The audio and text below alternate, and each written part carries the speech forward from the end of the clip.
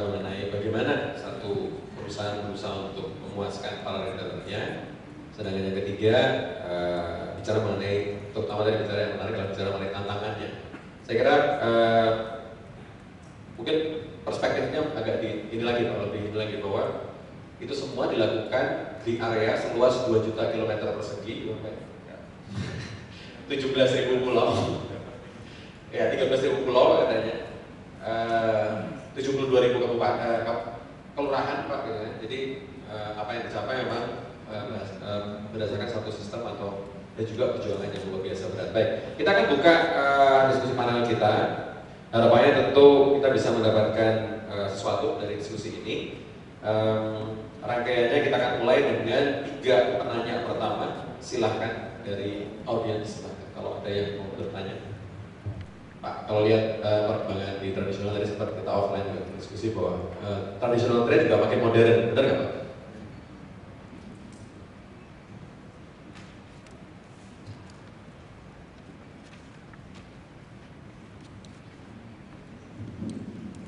Jadi kalau saya lihat sih semuanya belajar jadi modern juga, semua jadi cash eating money sebenarnya.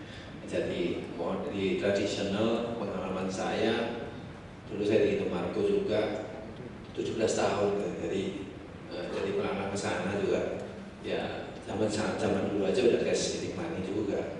Artinya sekarang kalau mau ngomong lomba display bayar juga ya, bayar ya kan, hadiah bayar juga, jadi semua bayar, nggak ada pakai duit gitu. Ya, tadi saya lihat juga kalau dari apa yang dilakukan Softex itu ya mungkin zaman tahun 2003, 2004 lah, kita sempat ngomong gimana kalau kita ijon ya, udah kejadian sekarang. Bisa diceritakan sedikit ya tadi, untuk mungkin ini juga sharing tadi mengenai program yang ditaruh di depan tadi loh, advance.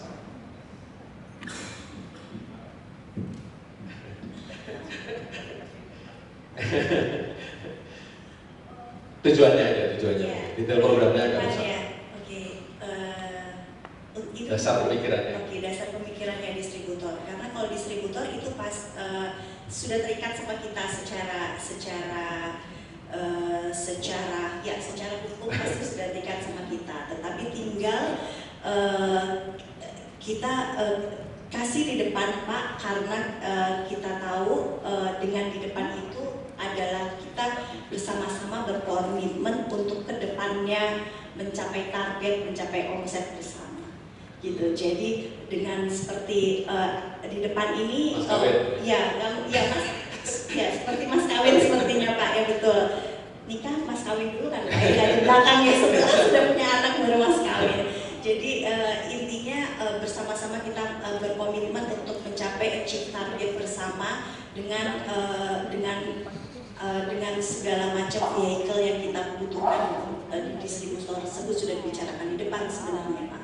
Tapi hal itu kita nggak akan tunggu misalnya kalau achieve target nanti baru akan dikasih itu, enggak, kita kasih di depan di sini dengan komitmen dan tetapi pasti ada punishment di belakangnya Pak kalau misalnya memang tidak achieve atau seperti apa. Sudah ada pertanyaan? Ya, silakan. Data perkembangan minimarket, supermarket, hypermarket itu yang sangat luar biasa, hampir ribuan outlet per tahun. Tadi juga saya melihat data mengatakan bahwa program-program di outlet tersebut itu harus hati-hati betul. Karena ketika kalau kita bikin program tadi ada data mengatakan bahwa kalau brosur itu 73% itu nggak dilihat, tidak Pak ya? Padahal kalau kita lihat lagi berbagai penelitian bahwa seringkali konsumen itu justru pada keputusan membeli itu berada di outlet.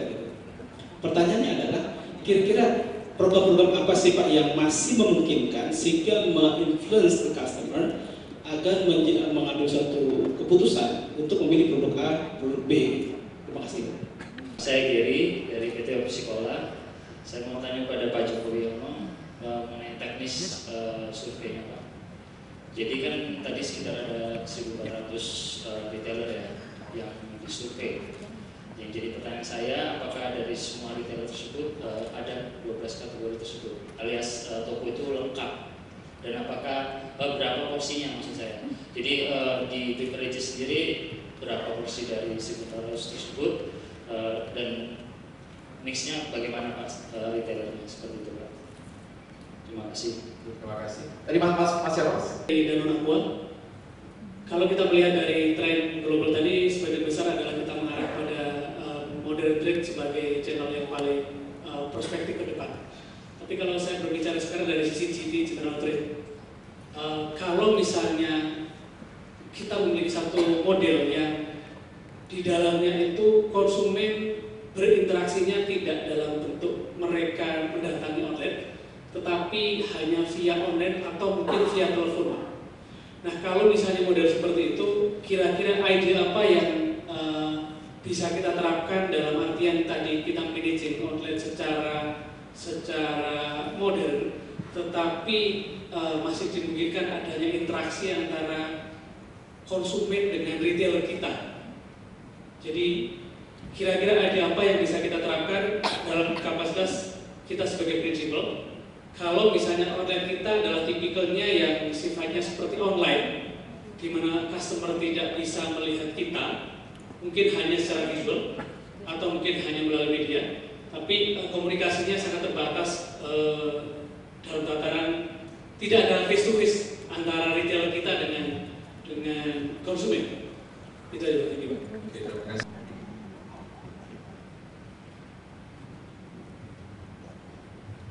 Jadi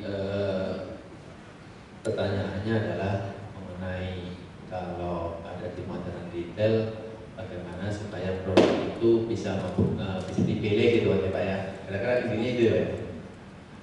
Tadi sebenarnya saya katakan bahwa pertama pasti desain produk Bapak harus menarik. Produknya dulu menarik, bisa kelihatan, packagingnya bagus, apa displaynya, kalau bisa rapet, kalau bisa ditumpuk dua, jangan nggak ditumpuk dua, susah jatuh, itu susah. Pokoknya dipikirkan, kadang-kadang perlu konsultan di situ. Ya, warna juga harus menarik, produk display sehingga kelihatan. Yang kedua adalah sebenarnya memang planogram itu penting, karena barang Bapak itu sebenarnya masuk kategori apa. Kadang-kadang kalau orang yang bicara snack itu paling bingungin saya, snack sama candy itu bingung saya. Ya, kalau softtek jelas itu. Ya, tapi kalau udah bicara softtek nanti sudah ngomong pedal jelas. Ya, kalau remaja kan softteknya untuk menstruasi, kalau pedal kan untuk yang berak-berak gitu kan, intinya gitu kan. Kalau yang bayi berak-berak lagi kalau gitu kan, jadi berak-berak, menstruasi, berak-berak, jadi mencret, menstruasi, mencret gitu kan. termasuk karena orang tua saya pakai pedal juga. Nah, jadi planogram itu harus jelas bikin produk. Ya. Kalau kita bicara minta barang Bapak tiba-tiba berdoa laku, menurut saya nggak bisa. Yang jelas sekarang barang ini sekarang makin banyak. Nah, sekarang adalah tadi saya katakan adalah kita think different. Think different itu bedanya Bapak sama produk Bapak itu beda, barang lain itu bedanya apa? Apakah cuma bedanya harganya lebih murah, ataukah ada benefit yang lain? Nah, sebenarnya ujung-ujungnya pada waktu konsumen datang ke supermarket atau ke modern retail, memang keputusannya di sana Pak. Tapi biasanya punya brand preference, itu pasti. Satu.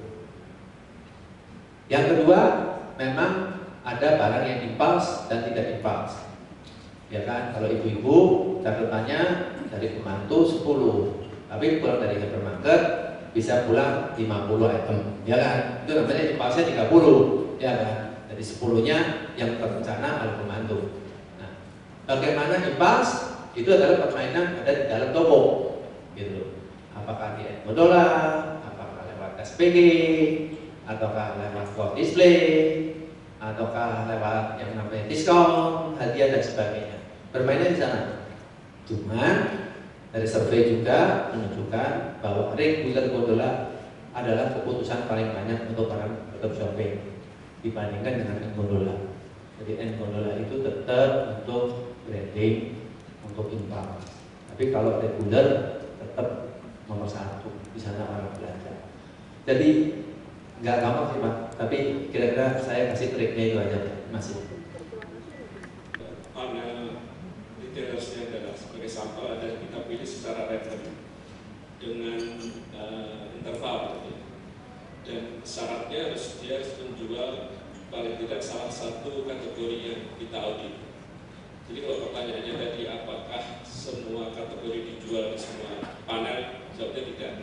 Sehingga di situ ada komponen availability atau distribusi yang kita gunakan sebagai faktor pembobot ketika final satisfaction itu kita hitung. Karena nggak fair kalau misalnya begini, ada brand yang score satisfaction-nya sangat tinggi, sementara dia hanya available di 2% dari total panel dibandingkan dengan brand kompetitor yang dia available di 90%, tetapi tingkat kepuasan dari retailnya di bawah itu, dan yang availability-nya paling rendah dari kita pilih sebagai pemenang. Saya pikir itu nggak fair, sehingga faktor availability tadi kita gunakan sebagai pembobot pada saat penilaian apa yang lebih baik nilai satisfaction-nya. Begitu. Untuk online shopping ya Pak ya? Ya, oke. Online shopping, online shopping itu sebenarnya agak unik ya. Di Indonesia sebenarnya sudah mulai marak. Cuman untuk produk-produk tertentu, mungkin untuk produk-produk fashion dia lebih marak ya Pak ya. Apabila itu kan akan terbatas ya Pak ya.